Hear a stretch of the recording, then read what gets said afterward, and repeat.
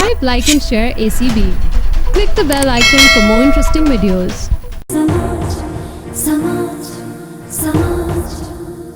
अगर इतनी खामोशी है तो इस खामोशी के पीछे कमल की कोई बहुत बड़ी साजिश लगती है मुझे जी। अल्लाह मालिक है आप ही, लेकिन देखो प्लीज़ अब मुझे जाने दो। अगर उन दोनों को पता चल गया ना कि मैं उन्हें बगैर बताए मुन्ने को आपसे मिलाने के लिए लेकर आई हूँ, तो आप नहीं जानती आप ही घर में एक तूफान आ जाएगा। जी ये नहीं होता है, मुझे हर तरफ अंधेरा ही अंधेरा नजर आता है। इसके होने से हर तरफ रोशनी बन जाती है। इसे रहने दो।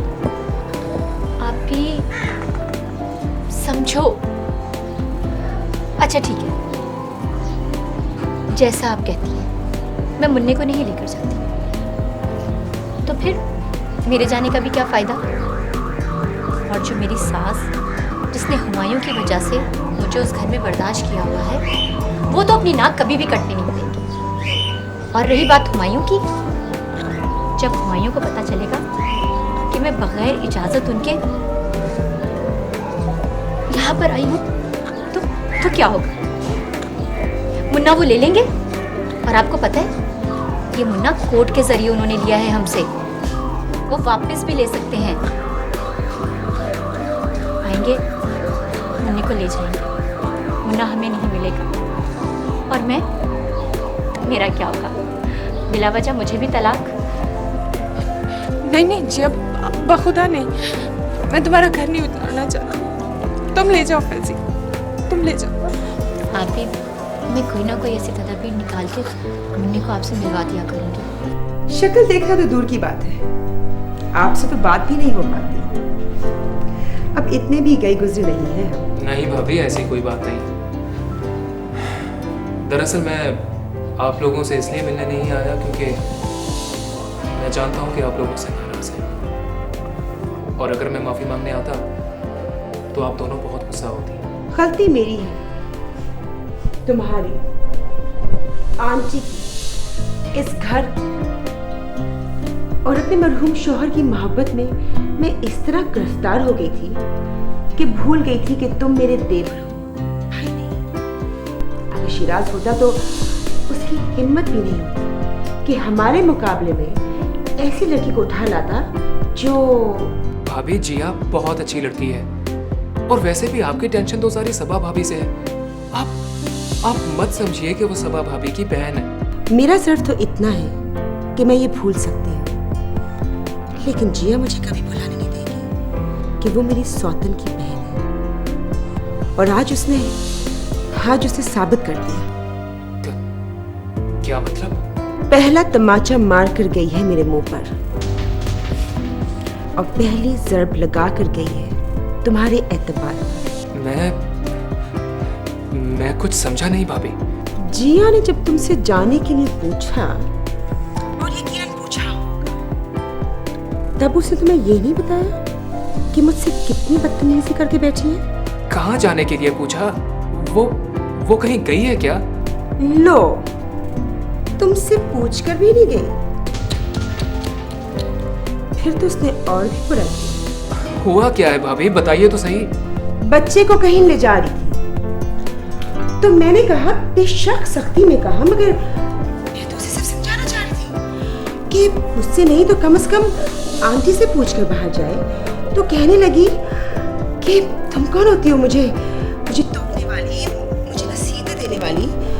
तो मैंने कहा कि शायद आंटी को अच्छा ना लगे। तो कहने लगी कि जब तक मेरा मियाँ मेरे साथ है तो कोई नाराज हो या राजी, मुझे क्या। ये सब जिया ने कहा आपसे? मतलब कि तुम मुझे छोटा समझ रहे हो, तो आ जाओ, घर में देख लो, ना वो है और ना बच्चा। अच्छा, अगर तुमने उसे मोबाइल फोन दिलवाया है तो मोबाइल फोन पे फोन करके देख लो, कहाँ है वो? 3 घंटे से गायब है।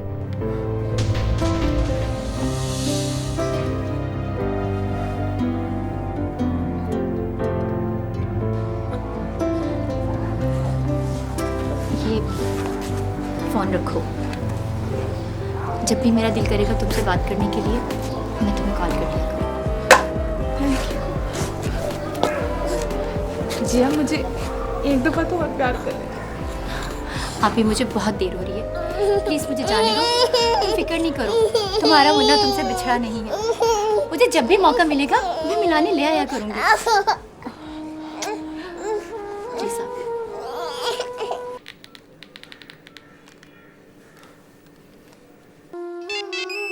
जिया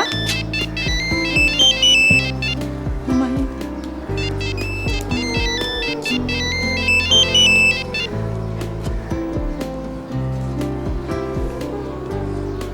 हेलो कहाँ हो तुम? जी, वो मैं मुन्ने का दूध खत्म हो गया था, वो लेने के लिए आई हूँ। आपके दिल में? मेरे दिल में तो आप उस वक्त भी नहीं थे जब बकौल आपके हमारा रोमांस चल रहा था। यानी आप ये कहने का मतलब है कि शादी से पहले की जिंदगी के उस हिस्से में आप हमारे रोमांस में शामिल नहीं थी? तुम रोमांस के काबिल हो? देखिए, हम तो आज तक उसी आश्रय में बैठे हैं, कभी हम में तुम में भी प्यार था।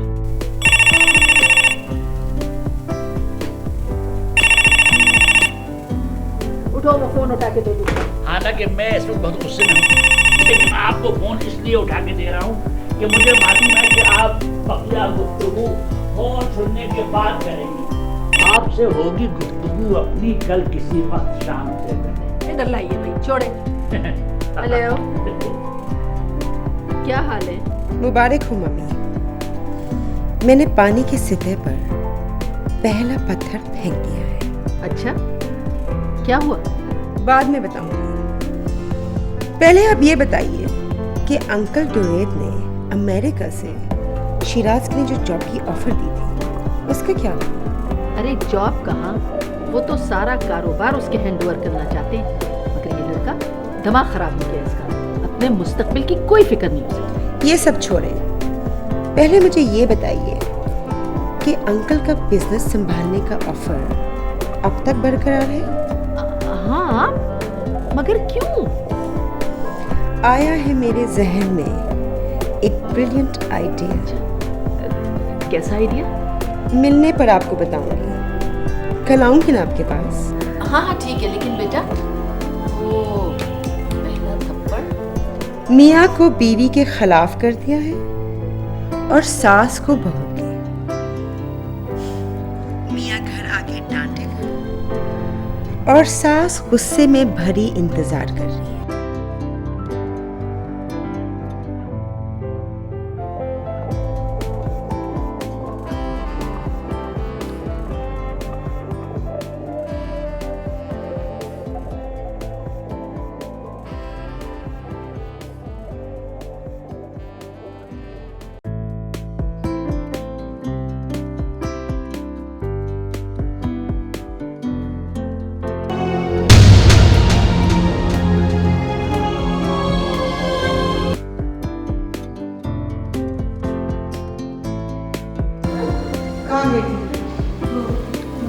मुन्ने का दूध खत्म हो गया था, वो बाहर से लेने गया था।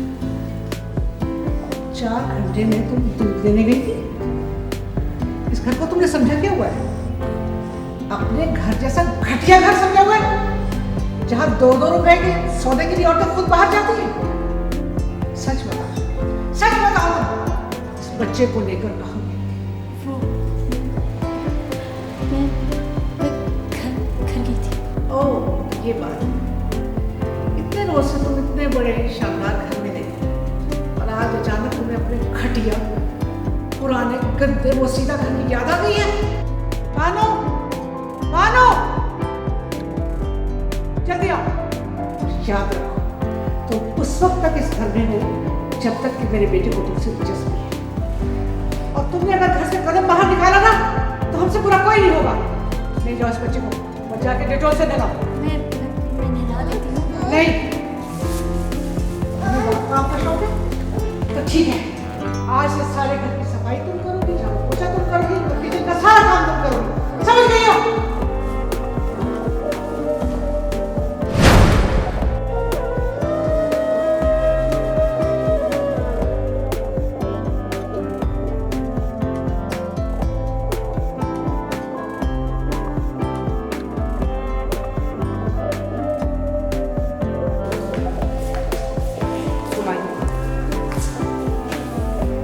उठो हुमायूं।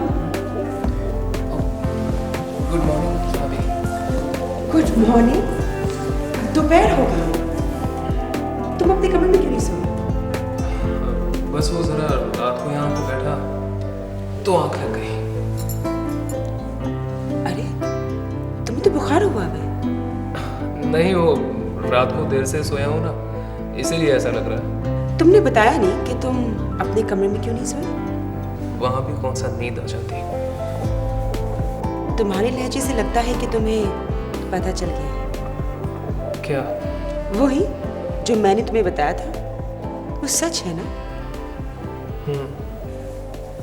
बस अगर तुम मेरी जुबान पे एतबार करो तो मैं तुम्हें आगे भी बता सकती हूँ। मुझे आपकी जुबान पर एतबार है भाभी, मगर मैं अच्छी तरह जानता हूँ कि जिया का कैरेक्टर बहुत अच्छा है। ये कोई पुराना आशिक तुमसे भी पहले का। क्या मतलब? मतलब ये कि शुरू में तो वो बिल्कुल ठीक थी, मगर जब से उसके फोन कॉल्स आने लगे हैं तो उसके तेवर ही बदल गए। बानू से तो बदतमीजी करती ही थी, मगर मुझसे बदतमीजी करने लगी है। मेरी किसी बात का जवाब तक नहीं देती। मगर भाभी, मैं इन दोनों बातों पर किस तरह यकीन कर लूं? तुम्हें सबूत चाहिए ना, मैं दूंगी।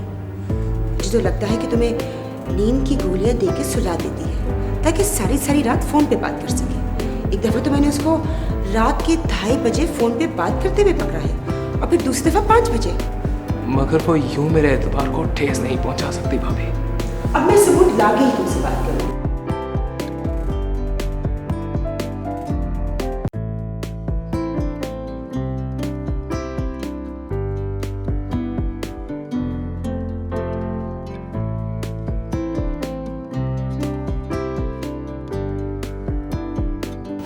ये बताओ, क्या करने गए थे और क्या करके आए?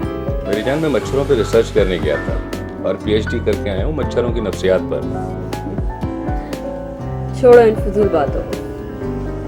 ये बताओ, कुछ बनाकर भी आए हो या पहले की तरह कंगले हो?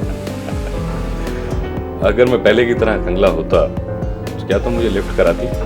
एक गाड़ी, एक बंगला, वो भी रेंट का, और थोड़ा सा बैंक बैलेंस जो मुझे खुश करने के लिए ना काफ़ी था। वो तो शादी के लिए मैंने इसलिए हाँ कर दी थी, गलती से प्यार कर बैठी थी तुमसे। बेबी, अगर मैं ये कहूँ क्या मैं अब पहले से भी ज़्यादा कंगला हूँ, तो क्या तुम मुझसे प्यार करोगी? नहीं नहीं नहीं, चोट खाई हुई हूँ।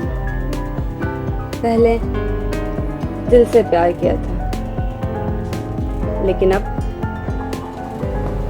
जेब से प्यार करूँगी। बहुत समझदार हो गई हो। खैर सुनो, मेरे पास अफ्रीका में एक 4 स्टार होटल, कनाडा में चंद फ्लैट्स और यहाँ कराची में कुछ फैक्ट्रियाँ हैं। क्या कोई खजाना हाथ लग गया है? ऐसी कोई बात नहीं, ये सब कुछ मैंने अपनी जहानत और मेहनत से बनाया, और इस तमाम जायदाद का मैं अकेला कानूनी वारिस हूँ। महज 2 साल की मेहनत में करोड़ों रुपयों की जायदाद। करोड़ों रुपयों की नहीं, करोड़ों डॉलर्स की। करोड़ों, और वो भी डॉलर्स में? अब बोलो, करोगी मुझसे प्यार?